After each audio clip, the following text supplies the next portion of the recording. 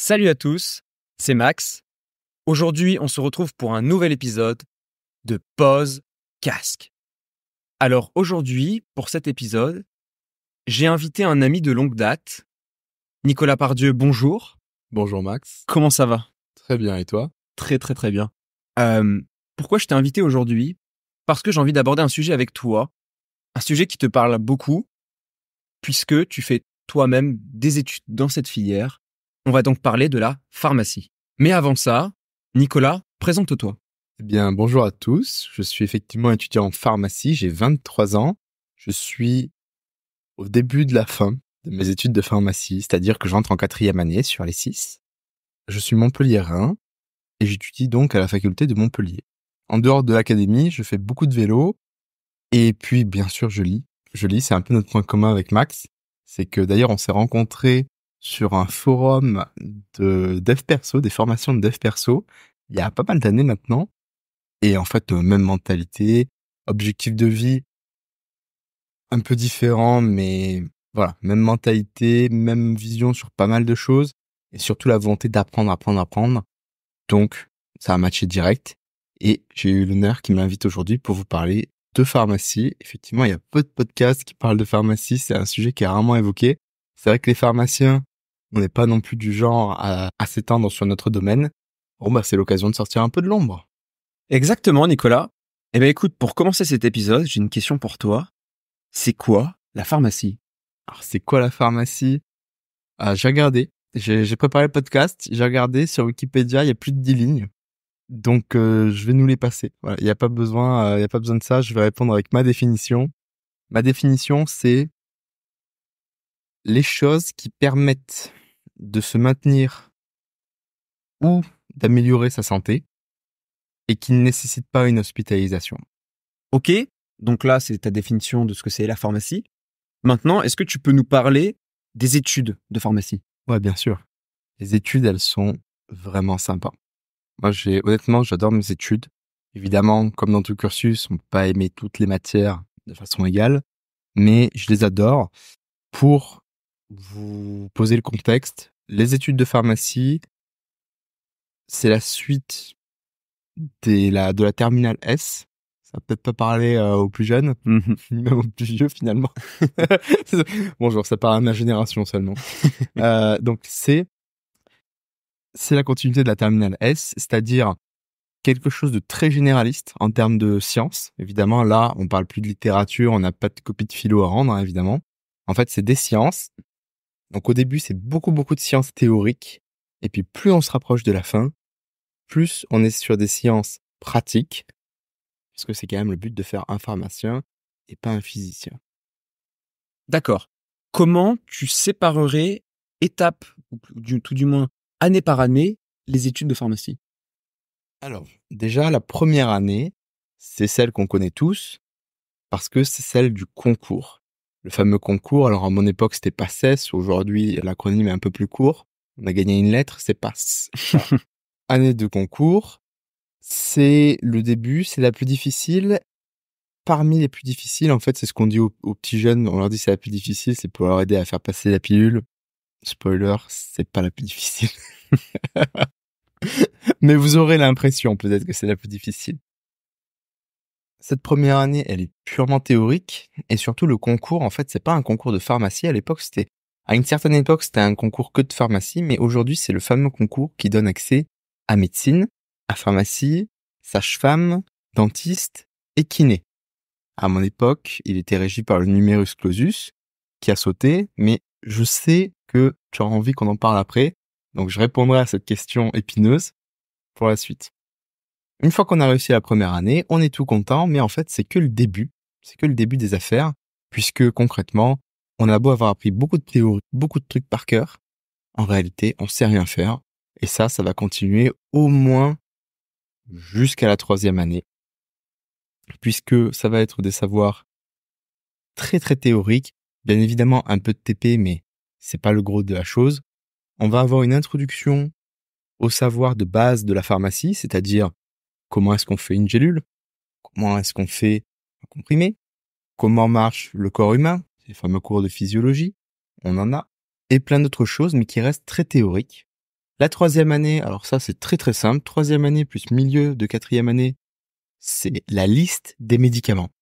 Les médicaments, leurs indications, leurs effets secondaires, les interactions et tout le reste.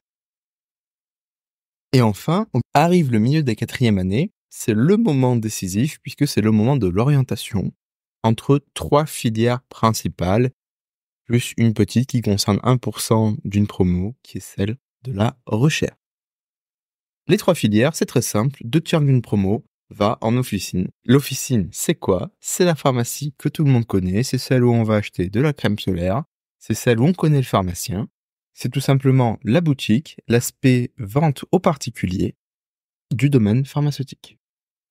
Ensuite, nous avons la filière industrie. Ça, c'est pour tous ceux qui voudront travailler. Et alors là, je peux vous dire que c'est très très vaste. Moi, en entrant dans les études, j'imaginais même pas que ça pouvait être comme ça. La filière industrie, elle mène à plus de 600 métiers différents. Pourquoi? Tout simplement parce qu'un pharmacien, c'est un cadre avec un doctorat. Et donc, il peut travailler aussi bien dans l'agroalimentaire que dans le contrôle de la qualité des eaux, que dans le contrôle des médicaments, que dans le développement des médicaments, que dans la fabrication des médicaments. Partout, partout, partout. Et ça ne se limite pas aux médicaments. Vous avez même des pharmaciens qui vont travailler dans le domaine de l'agriculture. D'accord. Et pour la troisième voie? Et la troisième voie, enfin, c'est celle de l'internat. Ça, c'est pour les plus téméraires ou courageux ou fous. Vous choisissez celui que vous préférez. C'est ceux qui veulent non pas faire 6 ans, mais 9 ans d'études, puisqu'ils ont donc un doctorat en 6e année, mais ils choisissent de faire aussi l'internat, qui dure 3 ans, qui se déroule au sein d'un hôpital.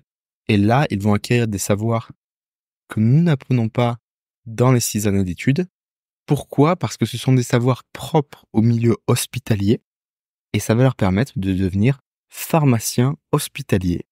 Ces pharmaciens hospitaliers, on ne les voit que très rarement, mais en fait, c'est grâce à eux que tout le stock de médicaments extrêmement cher de l'hôpital peut tourner et surtout disposer d'une bonne logistique. En parallèle, le fait d'avoir fait l'internat peut aussi permettre d'accéder à un métier un peu plus insoupçonné, qui est directeur de laboratoire d'analyse médicale, là où on va faire les prises de sang. Et tu nous as mentionné la recherche aussi tout à l'heure, c'est ça? Effectivement, il y a la filière recherche. Alors ça, c'est 1 à 2% des promotions. C'est peu, mais c'est très très important puisque c'est de là que va naître la plupart des papiers scientifiques publiés par des pharmaciens. Son organisation, elle est assez complexe, donc on va pas rentrer dans les détails. Pour la faire courte, c'est plus long, de quelques années, et ça mène à un double doctorat, un en pharmacie et un dans un domaine généralement plus spécialisé, parce que comme je l'ai mentionné tout à l'heure, en fait, une thèse en pharmacie, c'est très très très très vaste, donc c'est encore mieux d'avoir un double doctorat dans un autre domaine, et là, comme ça, on triangule bien un sujet, et ça donne des chercheurs qui sont assez populaires, à vrai dire. Et c'est un vrai plus pour les laboratoires au moment de recruter un chercheur. Et d'ailleurs, la pharmacie, c'est plutôt du domaine public ou privé? Alors, pour l'officine, c'est clair, c'est du privé. Pour l'industrie, ça va quand même être du privé. Pour l'hôpital, évidemment, c'est du public, mais si ça se passe dans une clinique, c'est du privé. Le laboratoire d'analyse, c'est privé. Et enfin, la recherche, c'est du public ou du privé, en fonction de là où on trouve une place. Et de fait, c'est dur de trouver une place? Alors oui, tout à fait, ça dépend surtout de là où on recherche, de ce qu'on recherche, et de nos attentes. Parce qu'en effet, trouver une place dans le privé, ça se fait. Il y a pas mal de gens qui cherchent à développer de nouveaux médicaments, ça se fait. Par contre, trouver une place dans le public, ça c'est vraiment difficile. D'ailleurs, la France a une certaine réputation là-dessus. C'est que, concrètement, il y a très peu de postes. Les gens qui les occupent sont là jusqu'à leur retraite. Les domaines sont quand même relativement spécialisés. Donc c'est très difficile de se faire une place. Parfois, on va faire sa thèse, puis on trouve pas de place, donc on fait un premier postdoc, puis on trouve toujours pas de place, on fait un deuxième postdoc, et un troisième, etc., etc. Ça peut être très très long, surtout dans les domaines, heureusement c'est pas trop le cas en pharma, mais surtout dans les domaines où il y a très très très très très peu de place. D'accord. Donc j'ai bien compris que c'est compliqué d'avoir une place dans le public, mais j'ai cru comprendre aussi que c'était très compliqué de trouver une place en deuxième année. Et tout à l'heure, tu nous as parlé du numerus clausus. Est-ce que tu peux nous en dire quelques mots? Alors oui, là c'est un sujet épineux. Ça va pas plaire à tout le monde, mais c'est pas bien grave. De toute façon, ce que je veux dire, c'est un avis qui est partagé par la majorité du corps enseignant. Qu'est-ce qui s'est passé, le numerus clausus, pour ceux qui sont pas dedans, et honnêtement, tant mieux pour vous. Le numerus clausus, c'était tout simplement le nombre de places disponibles dans une filière à la fin du concours, en fonction de notre classement. Autant dire, s'il y a le numerus clausus de médecine à 200, eh ben, les 200 premiers, ils partent en médecine. Ce système était à l'origine instauré, il faut quand même lui rendre grâce, rendre à César ce qui est à César. Il a été instauré à une époque où la Sécu commençait à être déficitaire, et ils se sont dit, après tout pourquoi pas, je suis pas là pour juger les idées du temps passé, ils se sont dit, si on restreint le nombre de médecins formés, il y aura peut-être moins de prescriptions, et donc moins de frais de Sécu. Le problème, c'est que cette idée, elle a très mal vieilli, et surtout, les nombres, les quotas, en fait, ont été très mal vieillis. Ils se sont notamment pas du tout adaptés au fait que les médecins, les pharmaciens, les sages-femmes, kinés, avant, ça leur arrivait de travailler 60 heures par semaine, et aujourd'hui, en fait, ça intéresse très peu de gens de faire ça.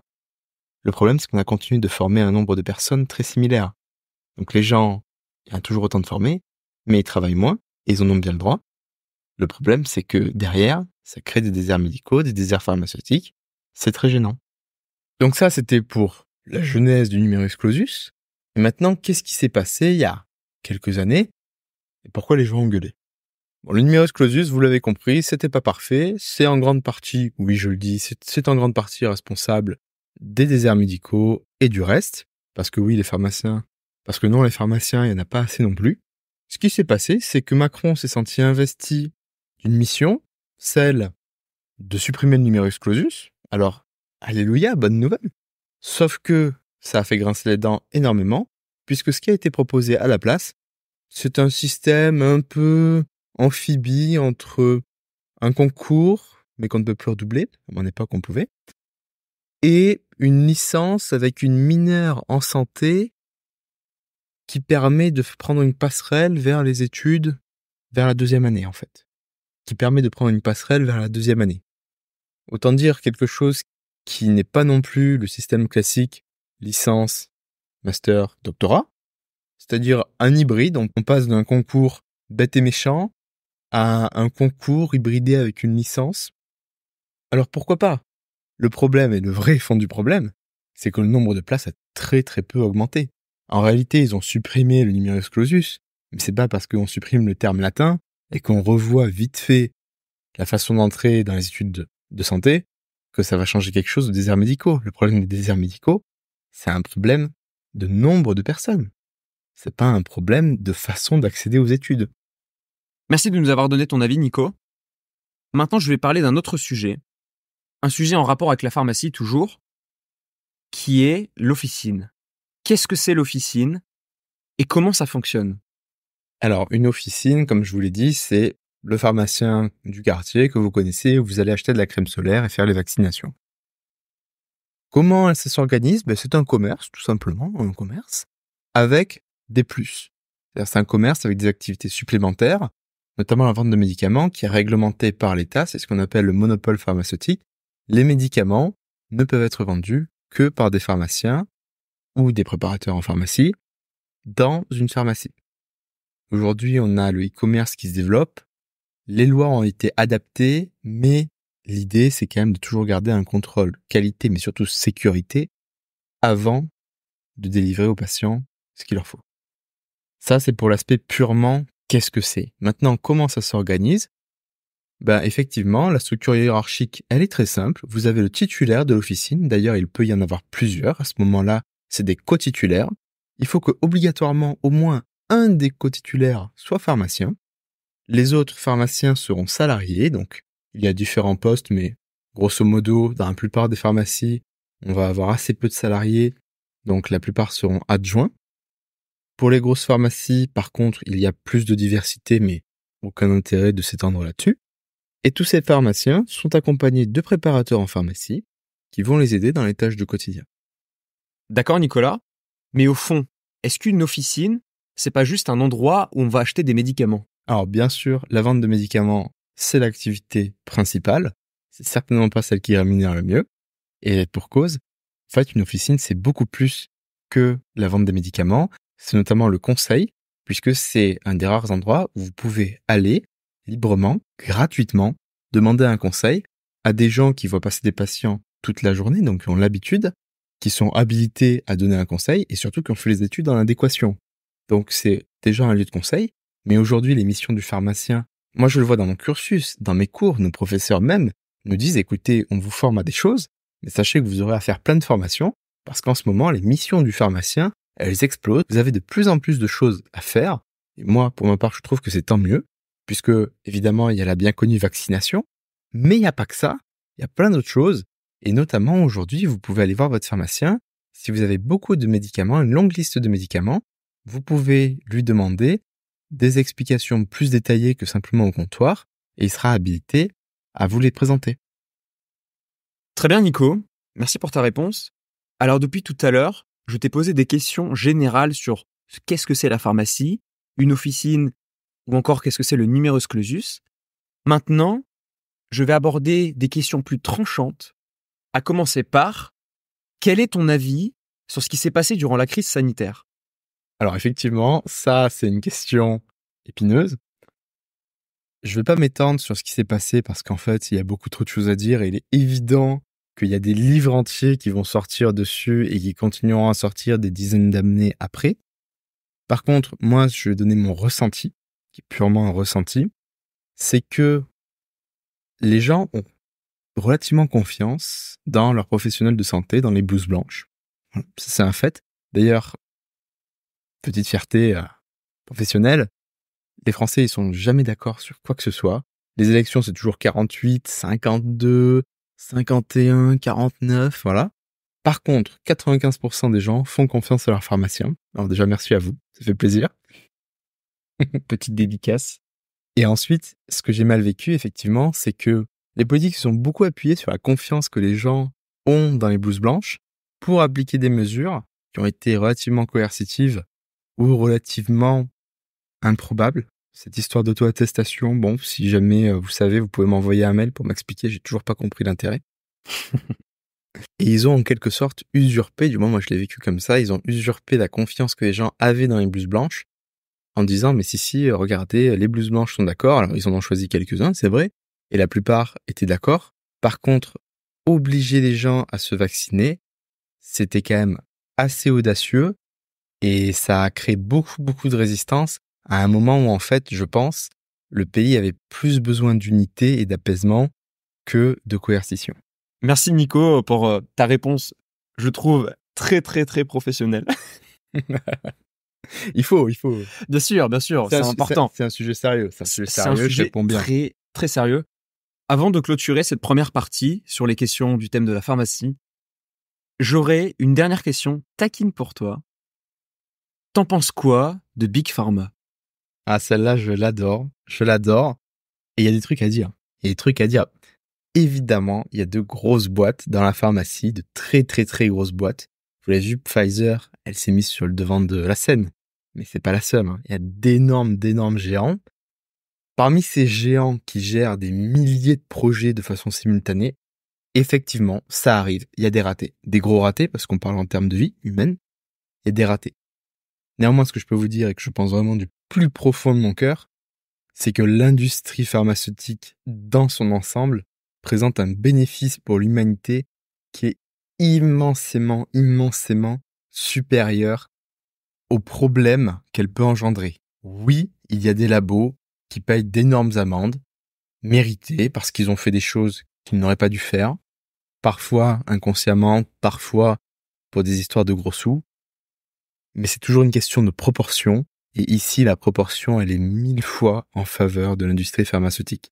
L'industrie pharmaceutique, pour une personne qui meurt, vous n'avez même pas idée, et je n'ai même pas idée, du nombre de personnes dont la vie est prolongée. Parce que c'est pas juste sauver la vie de quelqu'un comme aux urgences. Là, on parle de gagner des dizaines d'années d'espérance de vie grâce aux médicaments et notamment aux antibiotiques. Bah écoute Nicolas, je trouve que tu t'en sors très bien. Franchement, bravo à toi. Tu peux être fier de toi. Merci, mais je suis là pour dire ce que je pense. Ouais, non, mais c'est exactement ça. Et t'es là pour ça. Écoute, je pense qu'on va s'arrêter là pour la première partie.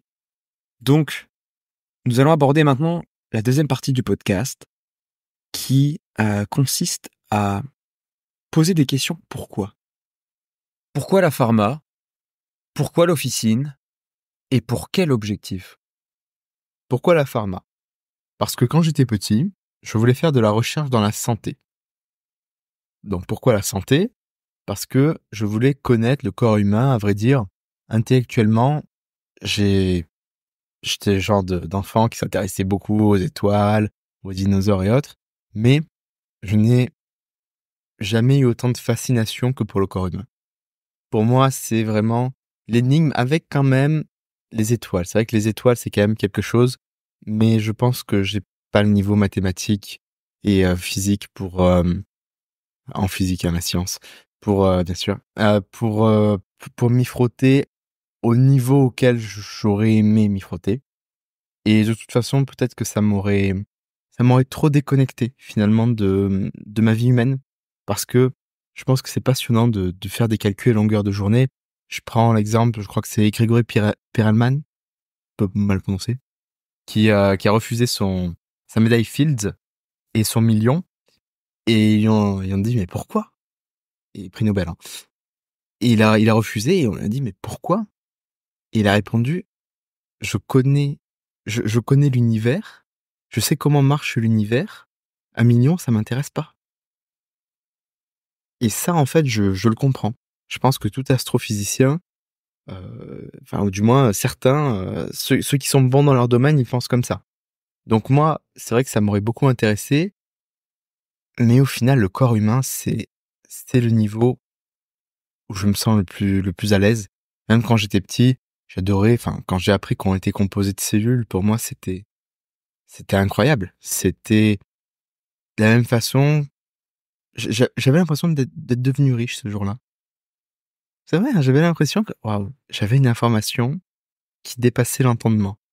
En fait, parce que quand on regarde sa peau et qu'on est petit, on voit qu'il y a des petits carrés, mais en réalité, une cellule, c'est encore plus petit. Et là, waouh, il y a des trucs encore plus petits. Ça me parlait. Et surtout, la physiologie m'a beaucoup, beaucoup parlé dans ma vie. Comprendre pourquoi les systèmes, c'est des choses que j'ai beaucoup appréciées. Bon, là, je le dis avec des mots d'adulte, un petit peu grandiloquent, forcément. Mais il faut bien voir que j'avais cet enthousiasme, et honnêtement, j'ai réussi à garder cet enthousiasme par rapport à la beauté du corps humain et m'en émerveiller. Bon, la racine d'enthousiaste, je l'adore. Ça veut dire avoir un Dieu en soi. Et c'est vrai que c'est vraiment ce que je ressentais quand j'étais petit. Et même aujourd'hui, quand je pense au corps humain et je pense à, mettons, l'effet d'un médicament, en fait, finalement, la pharmacie, c'est un prétexte pour pouvoir passer mon temps à penser à ça. Donc voilà pourquoi la santé. Maintenant, pourquoi la recherche? Eh bien, parce que, justement, là, on est à fond, fond, fond dans le domaine de la compréhension, de la réflexion et de la découverte. Il s'avère que pour pas mal de raisons, et là, je sais pas, tu souhaites qu'on en parle, Max? Bien sûr, je suis à ton écoute et surtout prends le temps de nous expliquer ce que tu ressens. C'est important. Ok. Donc, pourquoi pas la recherche? Honnêtement, j'ai passé mon concours, moi, dans ma tête, je voulais une filière, n'importe laquelle, tant que je pouvais faire de la recherche dedans. Et ce qui s'est passé, c'est que en devenant, d'ailleurs, je le dis pour ceux qui nous écouteraient et qui passeraient le concours, l'avantage de passer le concours, après, on développe une vraie proximité avec nos enseignants et on peut notamment leur poser des questions, non pas tabous, mais pas du genre qu'on pose normalement, du genre qui semblerait légèrement déplacé. Là, en fait, on peut les poser avec plus de d'assurance. Et donc, notamment, moi, j'ai demandé à mes profs, pas mal de profs d'ailleurs, et je leur ai demandé: bon ben voilà, bonjour, je souhaite faire de la recherche, qu'est-ce que vous pouvez me dire? Et là, j'ai entendu des discours qui m'ont déplu. Qui m'ont déplu dans le sens où je ne ressentais aucun alignement avec ce qui m'était décrit. Aucun intérêt, à vrai dire, ou du moins très faible. Et je vais vous dire pourquoi. Exemple classique, je vais dans un laboratoire. Alors je le garderai anonyme, mais honnêtement, je pense pas que ça le dérangerait. Donc je vais dans un laboratoire d'un de mes enseignants, et puis je lui demande quelle est votre dotation pour le laboratoire, et puis quel est votre salaire. Et là, j'apprends que le salaire de chercheur, il est à peu près de 2 000 € par mois, un peu plus, mais là, je parle en net, hein. Moi, ce qui m'intéresse, c'est le net. Ce qui m'a toujours intéressé, c'est le net. Donc, faut compter un solide 2 000 €. Et quand on cumule avec enseignant-chercheur, on monte à 3 000 €. On va dire, pour donner une fourchette large, entre 2 500 et 3 500, toujours en fonction du domaine, de l'expérience et tutti quanti. Bon, ça, pourquoi pas, honnêtement, en France, surtout, faut savoir, en France, pour ceux qui le sauraient pas encore, c'est beaucoup 3 000 €. 3 000 €, ça correspond au top 20% des meilleurs salaires, enfin, du moins des meilleures rémunérations non entrepreneuriales. Et 4 000 €, ça correspond au top 10%. Donc vous voyez, ça reste quand même assez correct. Néanmoins, il faut savoir que c'est extrêmement difficile de se trouver une place. Donc là, je demandais à un prof qui avait les cheveux gris. Il va de soi que si on demande, et c'est ce que j'ai appris après, c'est que si on demande à des jeunes chercheurs qui n'ont pas encore de poste, la rémunération est très faible. Elle peut même être inférieure à celle d'un enseignant au collège. Alors, j'ai rien contre les enseignants au collège, mais c'est pas du tout le même niveau d'études. Donc, ça pose un problème sur la reconnaissance vis-à-vis de ça. Et surtout, moi, ce qui m'a gêné, parce que, effectivement, je suis tout à fait d'accord, que ce soit professeur ou que ce soit chercheur, ce sont des métiers de passion. De fait, le vrai point qui m'a gêné, c'est cette histoire de 5 000 € de dotation pour un laboratoire. Alors évidemment, tout ce qui est grosse machine, c'est pris en compte dans des budgets annexes. Mais en réalité, je vous le dis tel qu'ils me l'ont dit, tel qu'ils me l'ont très fortement fait comprendre, c'est que la recherche en France, dans le public, elle est à l'os. Concrètement, il y a très peu d'argent. Ils vont chercher de l'argent là où ils peuvent, parfois dans le privé, parfois avec des contrats, hein, j'insinue, avec des contrats avec le privé, avec certains hôpitaux pour s'occuper de certaines analyses. Et en échange, ils ont quelques centaines d'euros avec lesquels ils peuvent acheter quelques réactifs et mener quelques expériences pas trop chères, avec quelques bouts de ficelle. Tout ça, c'était loin de l'idée que je me faisais de la recherche. Et enfin, je termine. Ils m'ont tous dit, ils ont tous commencé leur discours par me dire quelque chose qui, moi, m'a scandalisé pour le principe. Tu veux faire de la recherche? Ah, c'est très bien. Les 10 premières années de ta vie seront forcément à l'étranger. Attendez, ça veut dire quoi ça? On n'a pas de recherche en France? C'est impossible de trouver des places? Oui, mais en fait, c'est tout ça. C'est-à-dire que c'est très difficile de trouver une place, c'est mal rémunéré. De toute façon, ce qu'ils m'ont aussi fait comprendre implicitement, c'est que les dotations, elles étaient bien supérieures à l'étranger. Ça, c'est pour ce qu'ils m'ont dit. Et ensuite, il y a ce dont je me suis aperçu. C'est qu'en réalité, il y avait une ambiance cours d'école. Une ambiance cours d'école, une ambiance ragot, une ambiance rancune. Et des rancunes, mais des rancunes vieilles. Des trucs qui datent d'à 15 ans. Il y a 15 ans, quelqu'un s'est servi d'un travail, d'un de ses étudiants, de ses thésards, qu'il a plus ou moins rémunéré ou qu'il a plus ou moins pas trop cité. Mais, vous voyez, des choses bêtes, des choses qui ne se font pas, mais qui restent du domaine de l'impolitesse. Et ça développe une réputation pour la carrière, pour la suite de la carrière. Des choses qui, pour moi, n'ont pas lieu d'être. Et surtout, ça m'a quelque peu attristé de voir que on a beau mettre des docteurs ensemble, en réalité, les milieux clos amènent une ambiance, en tout cas chez eux, de cours d'école. C'est pas ce à quoi j'aspire. Je vois pas comment je pourrais me projeter dans le futur avec une ambiance comme ça, une ambiance qui est relativement axée vers le passé, relativement axée vers la jalousie, vers la concurrence, alors qu'ils sont tous dans le public, ils ont un poste à vie. Honnêtement, ça m'a coupé l'appétit, on peut le dire. Et par contre, à l'inverse, quelque chose que je ne pensais pas fait pour moi en théorie, à savoir l'officine, eh ben, figure-toi, Max, que tous mes stages sont excellemment bien passés, que j'ai adoré ce que j'ai fait, que le contact avec le patient, c'est quelque chose qui m'a... C'est une bonne raison de se lever pour moi le matin. D'accord. Alors, on va me dire, oui, il y a des patients, ils sont pas sympas, machin. C'est vrai, c'est vrai. Mais il y en a qui sont super sympas. Et puis, quand bien même, on a un rôle, on est utile, et moi, je me suis senti utile.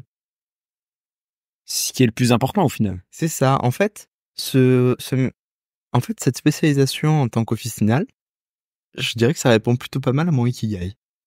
D'accord. C'est quoi l'ikigai, Nicolas? Peux-tu Alors, nous expliquer un petit peu? Puisque peut-être que tout le monde ne connaît pas. Qu'est-ce que c'est l'ikigai? l'ikigai, c'est un concept d'origine asiatique qui consiste en fait à être au centre de ce qu'on aime faire, ce dont le monde a besoin, ce pourquoi on peut être payé et ce à quoi nous sommes bons. Et quand on est au centre de ces quatre-là, c'est l'ikigai, c'est-à-dire que c'est plus qu'une passion, plus qu'une vocation, plus qu'une profession, plus qu'une mission, c'est tout ça en même temps, c'est l'ikigai. Donc pour répondre à ta deuxième question, pourquoi l'officine? C'est parce que je peux soigner des gens en étant payé pour, les gens en ont besoin, j'aime faire ça, et puis je vais être formé pour ça. Donc ça devrait aller. Très bien, Nicolas. J'ai une question que je vais te poser, qui est assez personnelle, mais je pense qu'elle peut être intéressante. C'est de savoir pourquoi tu as envie de soigner les gens. Ah, ça c'est profond. Ah, effectivement, très très bonne question. Pourquoi est-ce que je veux soigner les gens? Pourquoi ça me plaît? L'idée même me plaît. Déjà, je pense que, pour parler très franchement, chez tous les professionnels de santé, à un moment ou à un autre, dans l'enfance, il y a eu un micro-trauma ou un trauma, tu vois, un truc pas clair qui s'est passé, où ils se sont dit, ah, c'est pas possible là, il faut que je devienne compétent. Voilà, il faut que je devienne compétent. Moi, je pense que c'est ce qui s'est passé parce que déjà, j'ai des parents plutôt assez âgés et ils ont, par rapport à la moyenne bien sûr, et ils ont perdu pas mal d'amis quand j'étais jeune en fait, quand j'avais entre 8 et 12 ans, admettons. Pas mal, c'est 3-4, mais pour un enfant, c'est beaucoup. C'est déjà beaucoup. Pour des parents, c'est beaucoup, n'empêche, parce que vous savez, c'est les gens qui meurent à 60 ans, 65 ans. C'est toujours des drames particuliers parce qu'ils s'apprêtaient à prendre une retraite, ils avaient fait des projets pour leur retraite, et puis bon, tout ça, ça s'efface. Donc, j'ai vu mes parents être affectés, effectivement, par la mort. Voilà. J'ai vu aussi mes parents être malades. Et forcément, quand on est petit, tout est plus intense, toujours. Je les ai vus malades, je les ai vus en souffrir, hein, comme on souffre tous d'une maladie, même un rhume. Et c'est vrai que ça m'a donné envie d'être compétent pour pouvoir les soigner. Et enfin, la dernière raison, la plus égoïste, mais elle mérite d'être dans le podcast, c'est tout simplement pour apprendre à me soigner moi-même et rester en vie assez longtemps. Parce qu'honnêtement, c'est une phrase qui fait très très prétentieux, hein, mais j'ai beaucoup de plaisir à être en vie. Et je vous dis, il y a j'ai la chance du moins de percevoir un certain émerveillement au travers des choses, notamment des sciences. Et je vois pas pourquoi ça s'arrêterait prématurément. Ce serait dommage. Moi, j'ai envie de vivre jusqu'à 80 ans. J'ai envie de voir le développement des voitures volantes. Et oui, c'est vrai, non mais c'est tout bête. Mais t'as raison. Mais moi, ça me fait Tu as plaisir. raison. Parce que c'est vrai qu'on parle souvent, oui, on va voir les guerres, on va voir la politique, machin. Ouais, mais attends, les voitures volantes, c'est quand même pas mal. Tu vois, il y a des trucs sympas à voir. Très bien, Nico. C'est très intéressant ce que tu nous dis là. Ça rejoint ce qu'a prononcé Nietzsche en substance. Ce qu'un patient voudrait voir de son médecin, c'est de voir que ce dernier sait se soigner lui-même. Exactement. Là maintenant, je vais te poser des questions plus générales, moins spécifiques à la pharmacie. Tout d'abord, qu'est-ce qui te motive au quotidien? Honnêtement, pas grand-chose. Je suis assez peu motivé au quotidien en réalité. Mais c'est bien. Je préfère quand c'est comme ça. Et avoir des pics de motivation pour des événements particuliers. Parce que moi, les gens qui sont motivés au quotidien, je ne traite pas de menteurs. Mais je dis juste que pour moi, ça peut pas marcher. J'ai besoin de jours de détente où j'ai pas de motivation, mais j'ai ma discipline qui me pousse dans mes activités, dans ma routine. Mais pas une motivation comme on la voit dans les films ou les réels Insta. Bon Nico, on arrive à la fin du podcast. Il y a un sujet que j'aimerais aborder dont tu m'as souvent parlé. C'est les attentes non dites. Qu'est-ce que c'est? Pourquoi tu les juges importantes? Alors là, les attentes non dites, ouais, vaste sujet. C'est plus du tout de la pharmacie, là, c'est vraiment un avis purement personnel. Les attentes non dites, j'ai piqué ça à quelqu'un dont j'ai oublié le nom, scandale. Et je crois que c'était un humoriste en plus. Enfin bref, je sais plus. Et ça consiste, tout simplement, dans les attentes non dites. Faut vraiment analyser le terme et tout est dedans.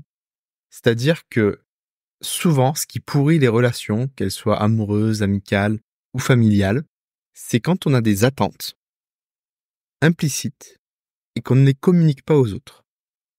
Et en fait, moi, je vois dans ma vie de tous les jours, et ça m'arrive aussi, et ça m'arrivait encore plus avant que je sois informé de ça, Des gens qui se déchirent sur des sujets juste parce qu'ils ont des attentes différentes, mais qu'ils n'en ont jamais parlé. Par exemple, parce que c'est vraiment le truc de base, mais dans un couple, il y en a un, il peut se sentir harcelé et il va rien dire, il va essayer de garder ça pour lui, etc. Parce qu'en fait, son attente, c'est d'être un peu plus ou un peu moins sollicité, en l'occurrence, un peu moins. Et en fait, tant qu'il va pas le dire, l'autre, il a pas de lecteur d'esprit, donc il va continuer, et ça peut durer très très longtemps, et en fait, ça va être la source de beaucoup de rancœur qui va se développer au fil du temps. Ça va faire un espèce d'énorme pustule qui va finir par se percer, et ça va s'épandre, ça va se répandre, ça va être dégueulasse. Donc vraiment, veillez-y. Quand vous avez des attentes avec vos proches, avec les gens que vous aimez, dites-leur, et demandez-leur aussi, parce qu'ils en ont forcément. Et ça, c'est vraiment un critère de compatibilité entre les gens qui, je pense, est super important et très sous-coté, en fait. J'en ai entendu parler 3 fois dans ma vie. Bah écoute Nico, tu fais bien de nous en parler, puisque d'en avoir pris conscience dans ma vie, ça m'a permis de drastiquement améliorer mes relations. Avant de te poser la dernière question de cet épisode, j'aimerais te remercier d'être venu, tout d'abord. Ouais, de rien. Ça m'a fait vraiment plaisir, franchement. Bah écoute, Là, les auditeurs peuvent pas le savoir, mais on est dans un cadre vraiment qui régale. On a une vue magnifique. On a la clim. La vie est belle. donc dernière question, est-ce que tu aurais un livre à nous conseiller? Alors oui, figure-toi que j'en ai même 3. Bon, déjà, tout d'abord, si vous voulez arriver à prendre de la distance avec la politique et ne pas la laisser miner vos journées, comme je vois hélas trop de gens à qui ça arrive, lisez Le Prince de Machiavel. Voilà, c'est vraiment la base, ça va vous apprendre beaucoup de choses et vous allez voir qu'au final, il y a quand même beaucoup de bullshit, beaucoup de manigances, de coups en dessous de la ceinture, mais qui sont habituels. Je veux dire, Le Prince, ça a été écrit il y a plus de 200 ans.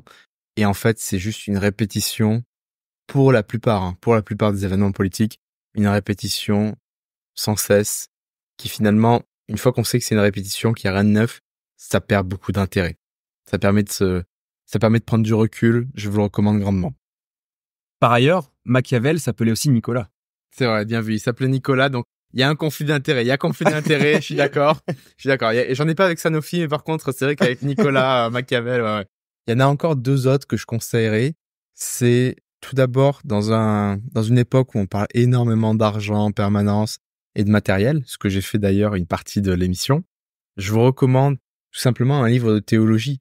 Vous prenez celui qui correspond à votre religion. Je fais un peu de personnel évidemment pour les évangiles, mais vous prenez ce qui correspond à votre religion. Et honnêtement, pour moi, c'est les premiers et parmi les meilleurs manuels de dev perso. Alors bien sûr, il y en a qui vont me sauter à la gorge en disant comment ça, tu oses résumer à ça? Évidemment, c'est beaucoup plus que ça, les livres de théologie, mais en l'occurrence, on y apprend beaucoup de choses sur soi-même, sur les autres, et des leçons qui sont toujours sous la forme d'anecdotes, donc ça rentre très bien dans le crâne. Et enfin, le dernier, c'est tout simplement Penser pour moi-même de Marc Aurèle, le grand classique du stoïcisme. C'est celui que je vous recommande de commencer en premier, déjà parce qu'il est court. Faut dire que Machiavel, c'est pas très long non plus, hein. Je vous recommande des livres, je crois qu'ils font une centaine de pages, voire moins. Mais c'est surtout celui qui, pour reprendre la petite phrase à la fin du livre, derrière le livre, une fois qu'on a fini sa lecture, on a une meilleure opinion de nous-mêmes et des autres. Et ça, c'est la définition pour moi d'un livre qui, quand on le finit, on se sent grandi. Sur ces belles paroles, merci Nicolas. N'hésitez pas à liker, à partager cet épisode autour de vous si vous l'avez aimé, bien évidemment. Et on se retrouve pour un nouvel épisode de Pause Casque.